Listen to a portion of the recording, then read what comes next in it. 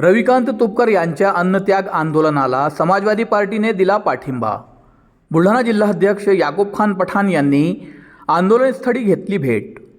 राज्य सरकारने शेतकऱ्यांना कर्जमाफीची घोषणा केली आहे, परंतु ही कर्जमाफी फसवी असल्याचा आरोप करत क्रांतिकारी शेतकरी संघटनेचे संस्थापक अध्यक्ष रविकांत तुपकर यांनी अन्नत्याग आंदोलन सुरू केले असून या आंदोलनाला भरभरून पाठिंबा मिळत आहे। आज 18 जून रोजी समाजवादी पार्टीचे बुलढाणा जिल्हाध्यक्ष याकूब खान पठाण हे आपले कार्यकर्त्यासह आंदोलनस्थळी पोहोचले व त्यांनी या आंदोलनाला आपला जाहीर पाठिंबा दिला आहे। शोषित, पीडित आणि शेतकऱ्यासाठी समाजवादी पार्टी नेहमी काम करत आहे।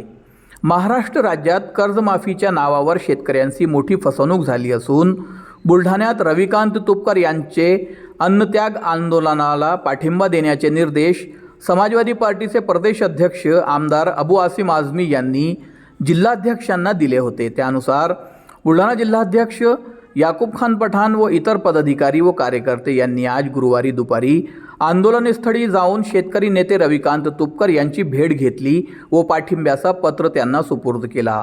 यावेळी जिल्ह्यातील इतर पदाधिकारी व कार्यकर्ते मोठ्या संख्येने उपस्थित होते।